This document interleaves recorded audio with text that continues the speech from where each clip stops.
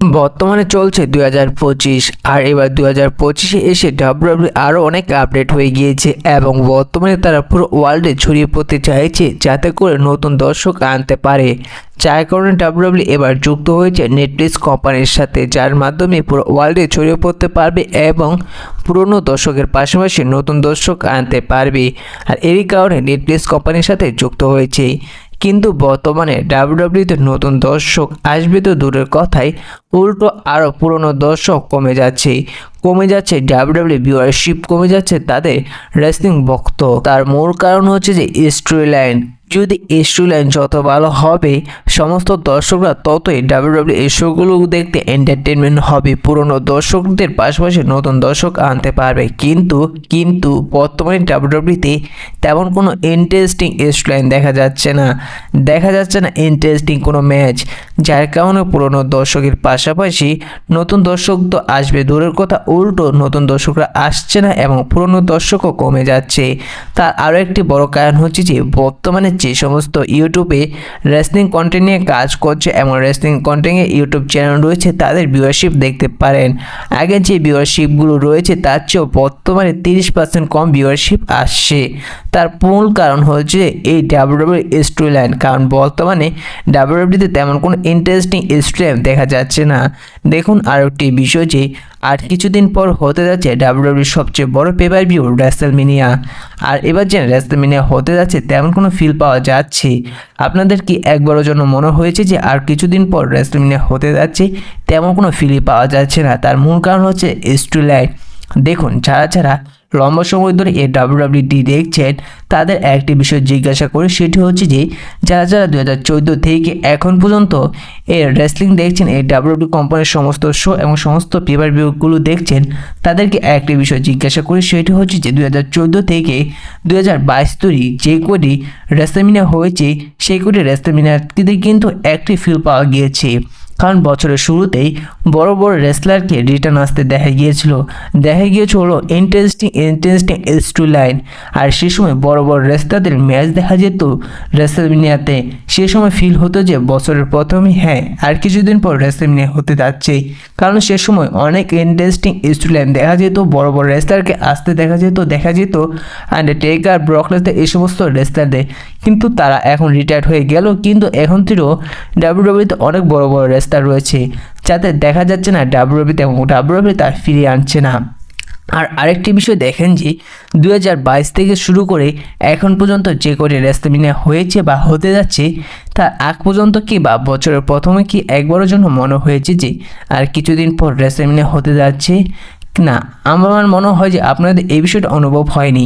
2014 থেকে 2022 পর্যন্ত যারা রেসলিং দেখছেন তাদেরকে এই বিষয়টা জিজ্ঞাসা করি, 2022 থেকে 2014 পর্যন্ত যে কোটি রেসলম্যানিয়া হয়েছে সবাই অ্যাক্টিভ কিছু বলবে যে সেটা হচ্ছে সে সময় রেসলম্যানিয়ার ফিলটি অনুভব করা গিয়েছে। কিন্তু 2022 থেকে 2025-এ এসে একবারও কিন্তু জন্য মনে হয় না যে আর কিছুদিন পর রেসলম্যানিয়া হতে যাচ্ছে। কারণ ডাব্লিউডাব্লিউ বর্তমানে 2023, 2024, 2025-এ রেসলম্যানিয়াটি একেবারে বাজে করে ফেলেছে। আর কিছুদিন পর যে রেসলম্যানিয়াটি হতে যাচ্ছে সেটিও বাজে করে ফেলেছে। রেসলম্যানিয়া 40টি একবারের জন্য এক ছিটা বা বলতে গেলে 10% এন্টারটেনমেন্ট পাওয়া গিয়েছে, সেটি হচ্ছে যে কোরস রোমান রেসলিং ম্যাচটি, যার কারণে হয়েছে রক এবং সে অনেক বড় বড় রেসলারকে আসতে দেখা গিয়েছিল। কিন্তু এবার 2025-এ যে রেসলম্যানিয়া 41টি হতে যাচ্ছে সেটি একেবারে বাজে রেসলম্যানিয়া হতে যাচ্ছে ডাব্লিউডাব্লিউর ইতিহাসে।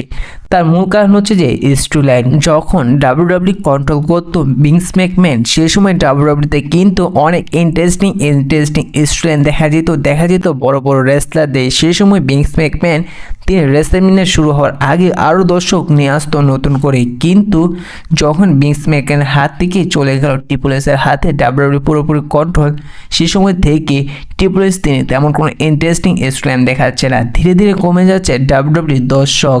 দেখুন আরেকটি বিষয় দিয়ে এক্সাম্পল হিসাবে জানাই যে একটি জিনিস ছোট থেকেই তৈরি করে এসেছে সেই জিনিসটি যদি কিছুদিন একজন দেখে এবং তাকে যদি সেই জিনিসটি করতে দেয় সে কি সেটি করতে পারবে? একেবারে সেই জিনিসটিকে সে আরও ধ্বংস করে দিবে। যে ছোট থেকে যেটি করে এসেছে তার কি সেটি মানায়। যেমনটা দেখা গিয়েছে যে ভিন্স ম্যাকম্যান তিনি ছোট থেকে তার বাবার সাথে এটি সামনে এসেছে, এখন তিনি যদি এটি ছেড়ে দিয়েছে, এখন যদি ট্রিপল এইচ সেটি কন্ট্রোল করছে, যেহেতু ট্রিপল এস তেমনভাবে ভিন্স ম্যাকম্যানের মতন স্টুডেন্ট দেখাতে পারছে না। আগে ভিন্স ম্যাকম্যান তিনি স্টুডেন্ট যেভাবে চালাতো সেই সময় ডাব্লিউডাব্লিউতে নতুন দর্শক আসতো, কিন্তু ট্রিপল এস যখন ট্রিপল এসের কাছে এই রেসলিং কোম্পানিটি পুরো কন্ট্রোলে আসলো, তারপর থেকেই ধীরে ধীরে করে কমে গেল ডাব্লিউডাব্লিউ সমস্ত দর্শক, হতে থাকলো ডাব্লিউডাব্লিউ স্টুডেন্ট বোরিং। আর আরেকটি বিষয় দেখুন যে যখন ভিন্স ম্যাকম্যানের কাছে ডাব্লিউডাব্লিউ এই কোম্পানিটি পুরো পাওয়ার ছিল এবং তিনি সামলাতো, সে সময় কিন্তু নিউ চ্যাম্পিয়ন হতে দেখা যেত। ছোট বড় সমস্ত রেসলারদের চ্যাম্পিয়ন হওয়ার সুযোগ পেত, বড় বড় অপরচুনিটি পেত এবং সেই সমস্ত রেসলারদের কোনো না কোনোভাবে ভোগ দেওয়া হতো এবং টাইটেলে ছোটো করে দেওয়া হতো। কিন্তু ট্রিপল এস তিনি কোম্পানিতে আসার পর এবং পুরোপুরি কোম্পানি তিনি কন্ট্রোল করার পর সমস্ত দর্শকরা তো কমে যাচ্ছে, ধীরে ধীরে সমস্ত রেসলারও ট্রিপল এসের ওপর ভরে যাচ্ছে, কারণ যে রেসলারকে ট্রিপল এস একবার চ্যাম্পিয়ন বানায় তাকে লম্বা সময় চ্যাম্পিয়ন রেখে দেয় এবং তিনি তার পছন্দ মতো রেসলারদের বুকিং দিয়ে থাকে এবং অন্য অন্য রেসলারদের একবারে কেরিয়ার ধ্বংস করে দেয়। এবং তিনি তো ট্যালেন্টেড রেসলারদের একবারে বুকিং দেয় না, যে রেসলার যে বিষয়টা ডিজার্ভ করে না সেই রেসলারকেই ট্রিপল এস তিনি বুকিং দিয়ে থাকে। যেমন যে বছর তিনি কিন্তু রয়্যাল উইনার ডিজার্ভ করে না, কিন্তু তাকে triple S royal winner deserve করেছে। আর অপরদিকে অস্টিন থিওরি রয়েছে, তিনি একজন ট্যালেন্টেড রেসলার আর তাকে একবারে ধ্বংস করে দিয়েছে অস্টিন থিওরির একবারে কেরিয়ার ট্রিপল এস। আর এরই কারণে সমস্ত দর্শকরা কমে যাচ্ছে। আর বর্তমানে এই ডাব্লিউডাব্লিউ কোম্পানিটি চলছে একেবারে নামে। আপনারা যেমন জানেন যে কোনো কোম্পানি যদি বড় হয়ে যায় সে কোম্পানির প্রোডাক্ট কিন্তু চলে সাধারণত নামে, যেমনটা বর্তমানে ডাব্লিউডাব্লিউ এই কোম্পানিটি চলছে নামে। স্ম্যাকডাউন এবং মানি এই দুই ব্র্যান্ডে না দেখা যাচ্ছে কোনো ইন্টারেস্টিং স্টুডেন্ট, না দেখা যাচ্ছে কোনো বড় রেসলার।